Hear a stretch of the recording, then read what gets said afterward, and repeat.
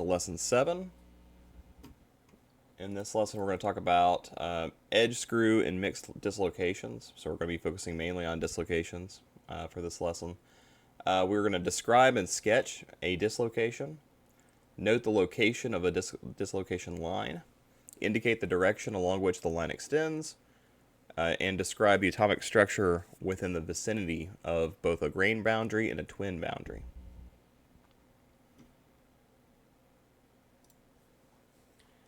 So we're going to first start off with linear defects, something we touched on a little bit in the last lesson.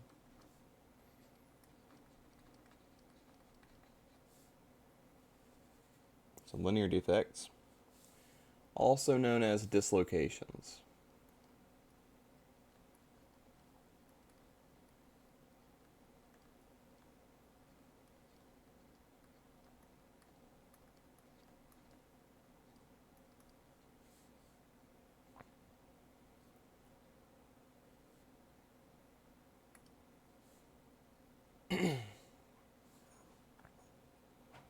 And these are basically one-dimensional defects.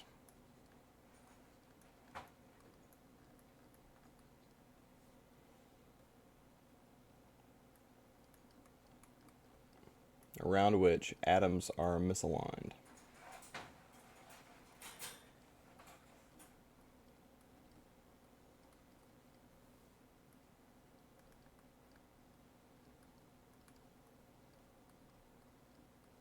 Okay?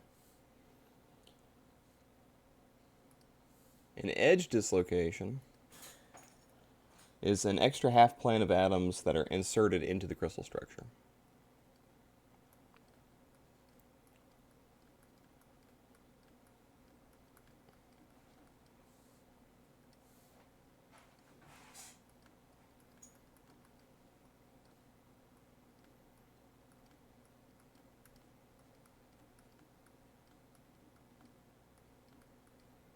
And we're going to see what this looks like here in a second.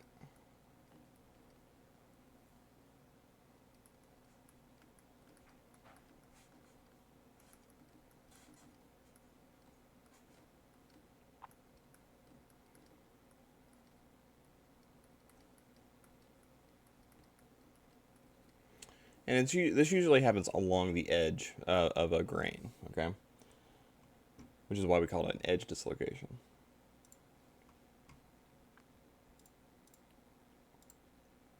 So here is a really beautiful graphic from your textbook that shows the Burgers vector and edge dislocation line. So remember we mentioned that it's an extra half plane of atoms that's been inserted into the crystal structure. And that's a weird way of saying it. Really, it's not that this has been inserted.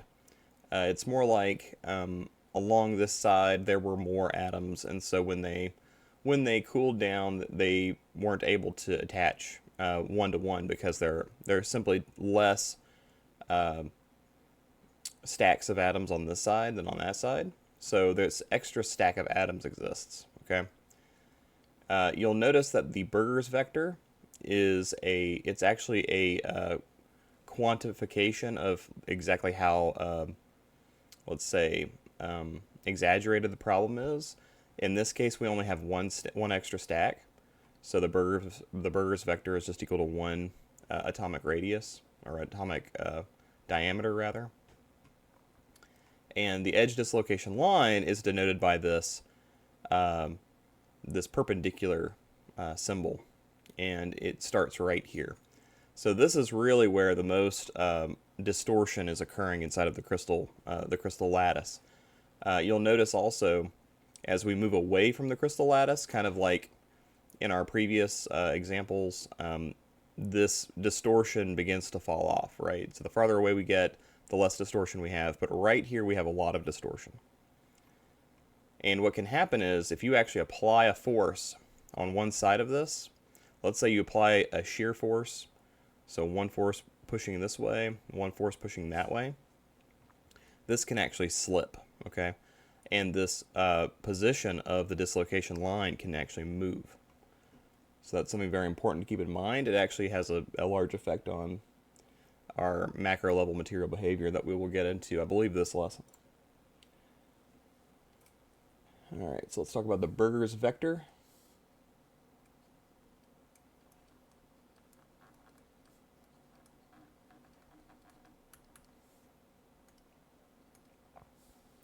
And that is, I should say, Burgers vector b, little b,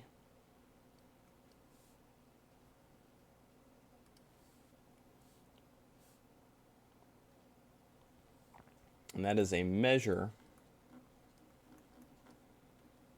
of lattice distortion.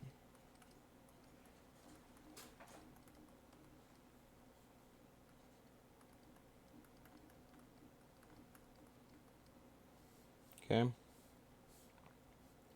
B is always perpendicular.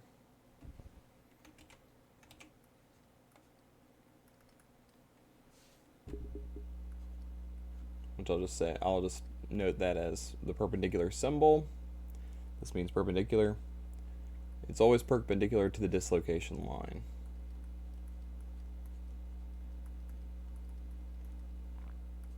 So it's not just a quantity, but it also has a directionality to it. So if my dislocation line through a crystal lattice looks like this, it can be kind of like a spaghetti shape. The Burgers vector will always be perpendicular to that line. Okay.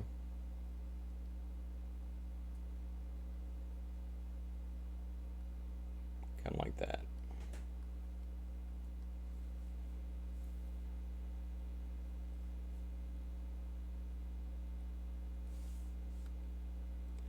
And of course the magnitude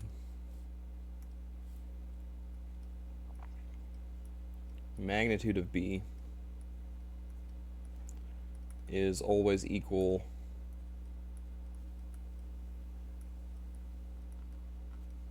to the interatomic spacing.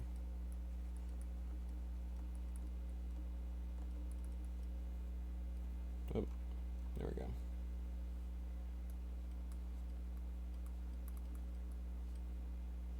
Okay. So let's cover some more dislocations. We have the screw dislocation.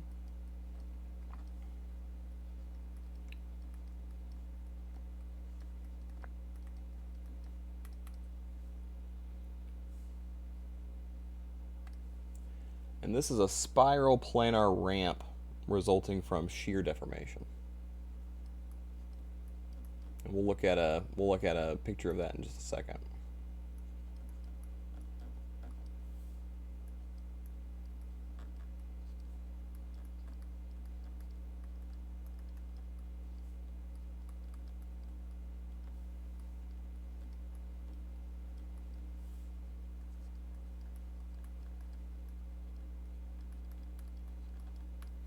Okay.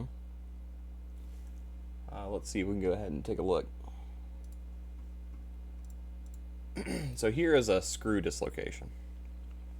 So what's going on here is instead of quote unquote inserting a half plane of atoms, what we're actually seeing is on one section of this lattice, a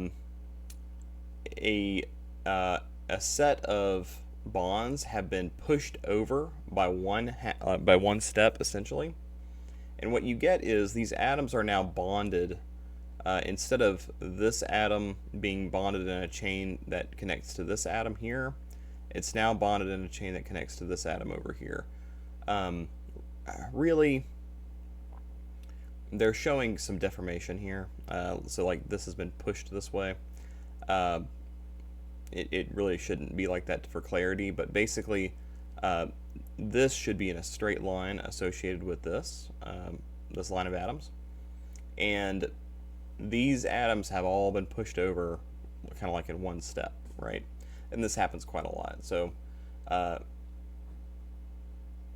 we also have a Burgers vector for screw dislocations, and it's kind of the same idea. If this were two steps over, the magnitude of the Burgers vector would be equal to 2. And also, this occurs due to shear deformation. So there is a torsion usually happening in along this direction. So if we were to draw a line from A to B, along that line there is a twisting motion occurring. Okay, and that's causing the shear to occur. That's what actually pushes these atoms over.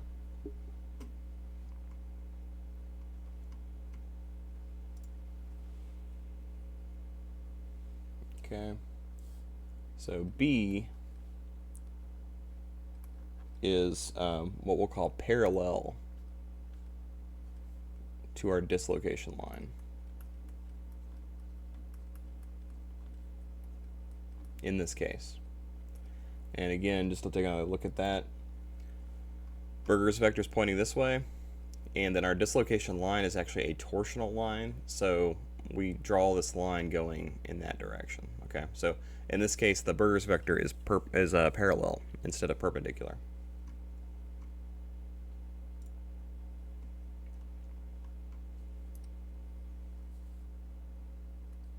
Okay, now we have mixed dislocations.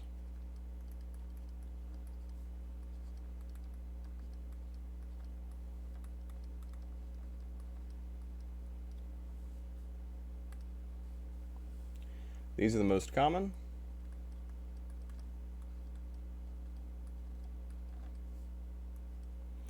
And these exhibit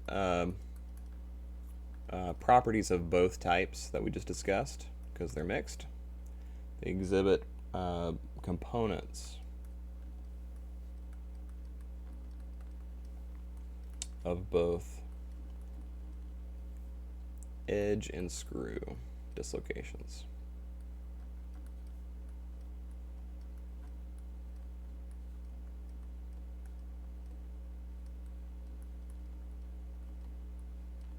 Okay. So let's go take a look at some of that. So here we have some examples of both edge, like mixed dislocations. So on the very edge right here in this spot, we've got an edge dislocation. Okay, you can actually draw a line that goes in to this set, but once we go in far enough, it actually turns into a screw dislocation, and the Berger's vector changes, right? So we still have actually the same direction of the Berger's vector here, technically both direction and magnitude, but the Berger's vector actually never changes direction, okay, because it's actually morphing into a screw dislocation by the time it gets to this side of the material, okay?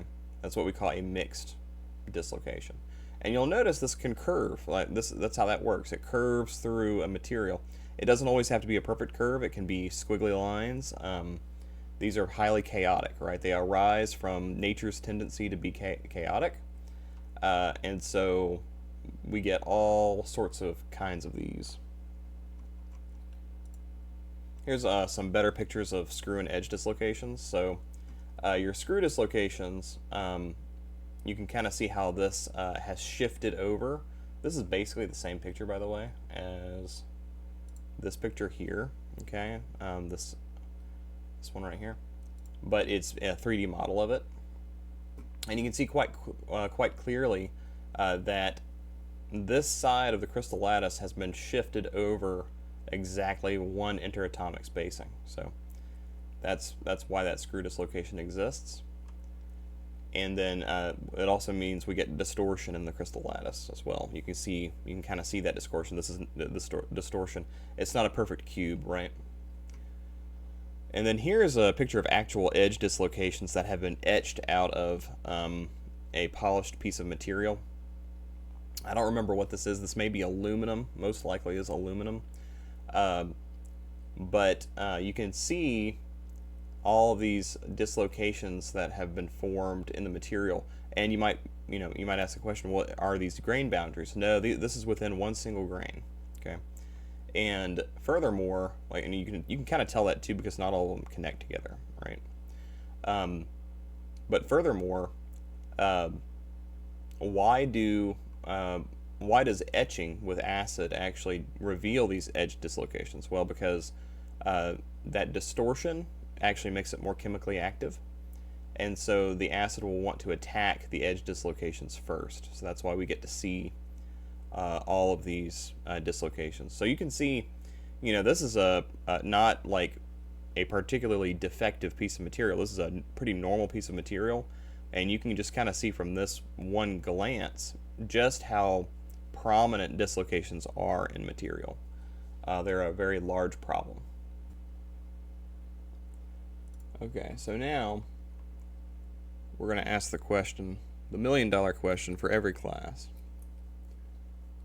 Why do we care? That's the big question. Why do we care about dislocations?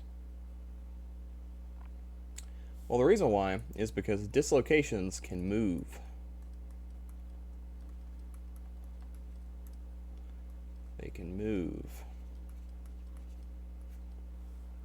And usually this is when stress is applied to a material.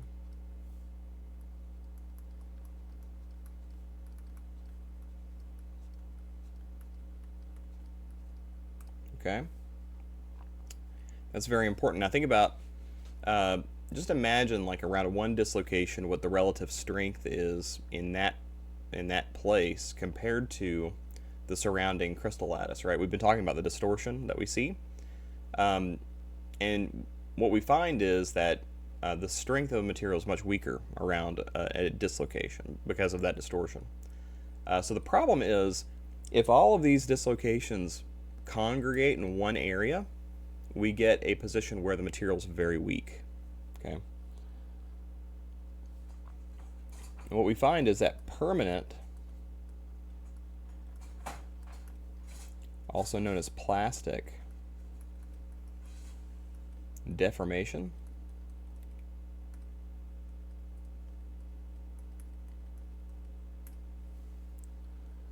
results from dislocation motion.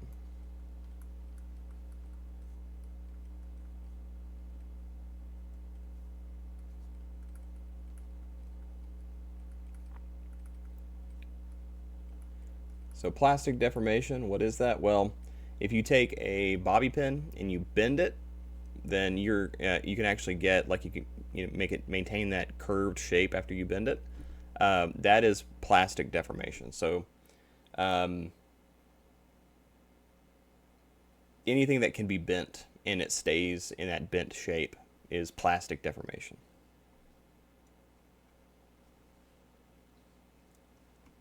Okay.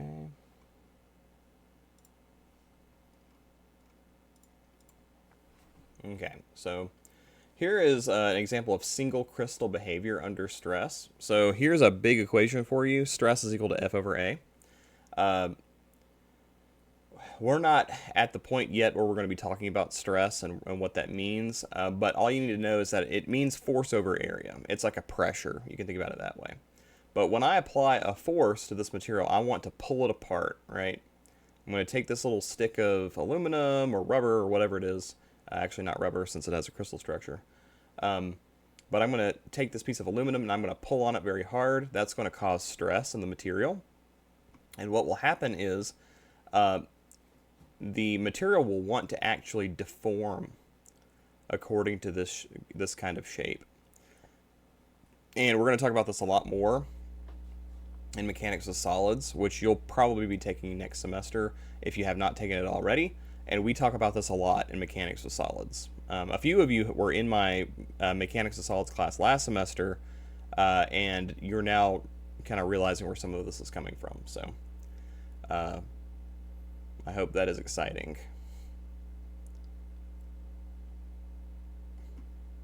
Okay. And yes, these steps correspond to plastic deformation. So each step is produced by dislocations that have moved to the crystal surface. Okay. So you pull on this thing, those dislocations want to move around, they'll move to the surface, and once they move to the surface, it's like an unzipping process. Like every dislocation will actually move the step along by like one half plane of atoms or one plane of atoms, right? And according to the magnitude of the Burgers vector. And so that's kind of how that works. That's why, in many ways, that's why materials fail, or for many that is one big reason why many materials fail, I should say.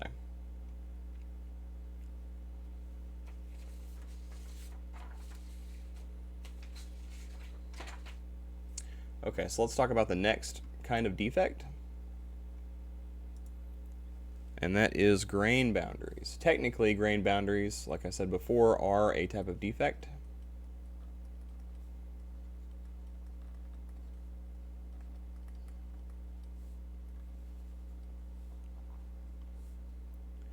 And you can have something called a high angle grain boundary.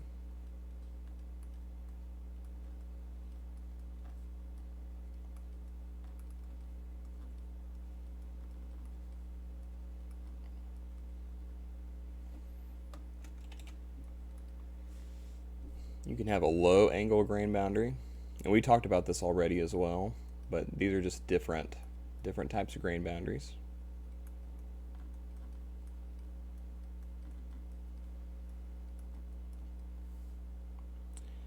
You can also have something called a phase boundary.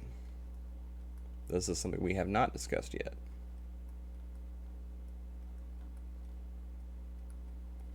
So I might as well define it. A phase boundary is for multi-phase materials.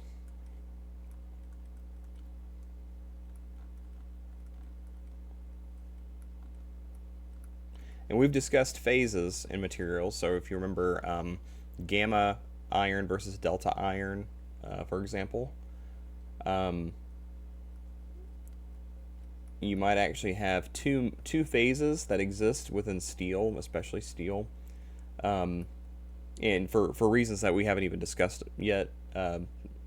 Like we discussed how it changes by temperature, but there are other things that make steel change from phase to phase, even at room temperature.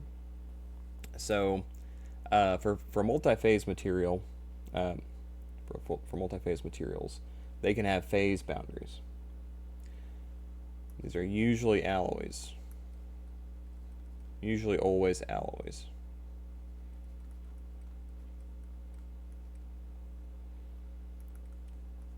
In which a different phase exists on each side.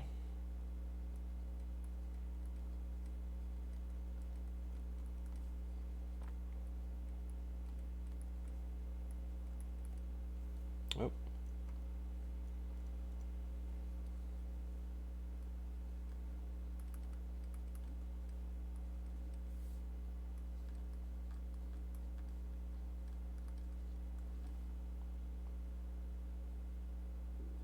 Of the boundary.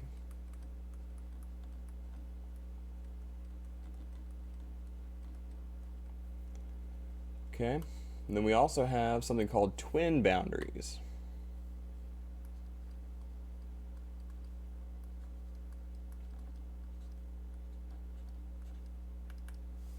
Okay, and this is a special grain boundary where there is lattice symmetry. And as engineers, we love to see symmetry. Symmetry is great, unless you're working on an asymmetric design, and asymmetric designs can also be beautiful. But anyway, twin boundaries are a special type of grain boundary.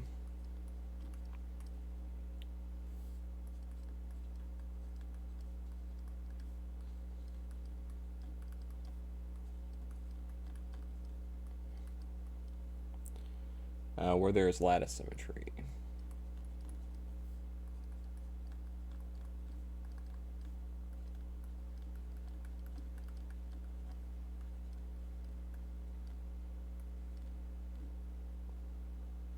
Symmetry has two M's. Okay.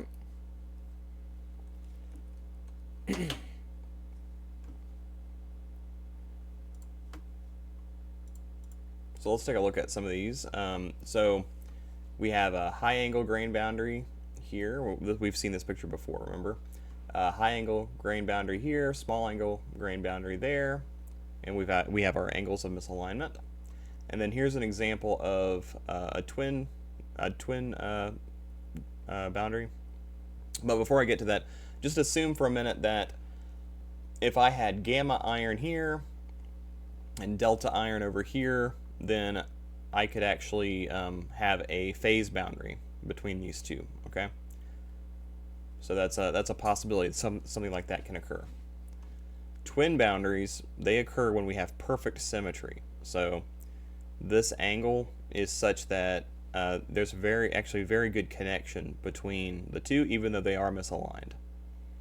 Okay, so it's nice to see when we can see it. You can imagine that, like, given the fact that these grain boundaries are really they curve and they can be quite chaotic. This could actually move into a twin plane, twin boundary, and then out of one along the grain structure. That can occur, but this is what that means: twin boundary.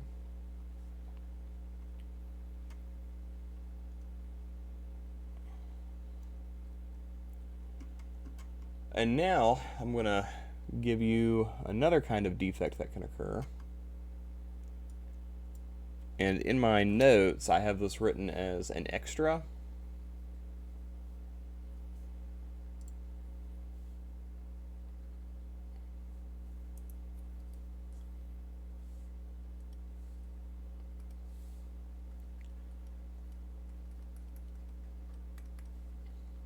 And I believe this is because your book doesn't really talk about this, but these are volume defects. It's another type of defect that can occur, and they're very important. Very important. Volume defects. And these are 3D, three-dimensional defects. Okay, so we've talked about point defects. We've talked about one-dimensional defects. We've talked about two-dimensional defects. There are three-dimensional defects that exist. And the first one we'll talk about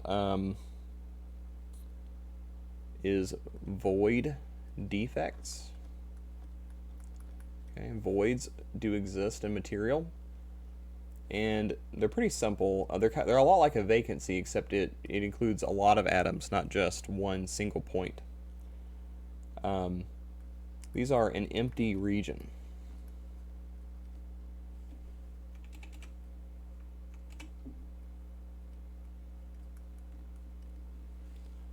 Or an empty space in which no material is present.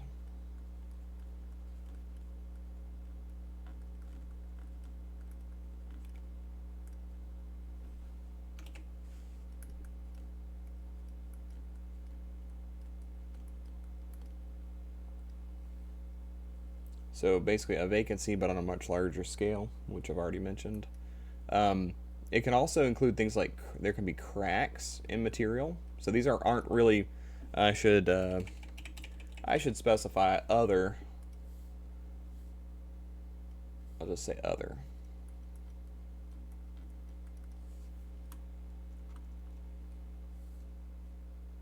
Other defects that are three-dimensional defects can include cracks.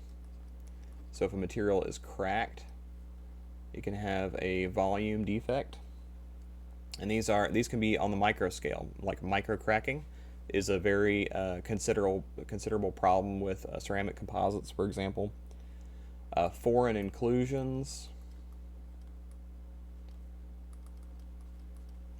can exist. Now, foreign inclusions are essentially when you have some matter that shouldn't be there, but it's like a big clump of matter, right? So you could have, in a diamond, for example, you could have a clump of carbon atoms, and that's called a foreign inclusion. That's a big problem. If you find a giant diamond and it's worth a lot of money, somebody takes a look at it and sees that it's full of foreign inclusions, it's not a pure diamond, and so it's not going to be worth as much. And you can even have other phases. Other phases can be considered volume defects if they're included in the body of the material. All right. And so here's just a picture of some actual void defects. I had to go and find a paper on the subject so I could show it to you, because I don't think it's in your book. And the paper that I found was the mechanism for copper void defect on various electroplated film conditions. So basically, what they're doing in their paper is they're trying to actually cause these void defects to occur because they want to create like a thin film. Okay, so they actually want the defects to occur. And with a lot of engineering systems, you actually see different materials that are made because they have the defects. So sometimes they can be advantageous because you might want, for example, hydrogen atoms to flow through these gaps, but not other kinds of atoms, right? Or maybe you want water to not flow through, but you want water vapor to flow through. Okay, there's a lot of different things that you can do with that. But with this picture, what we're seeing is this is just a copper plate, and in this copper plate, we have all these little void defects that have occurred. Okay, so that is that's what it is, 1 micrometer. All right, thank you. So this should be the last lecture that is part of the exam. I don't think that we're going to cover diffusion on our first exam, so I'm going to send out an announcement about that later. Just because I don't want to overpack the exam. So, all right, thanks for listening.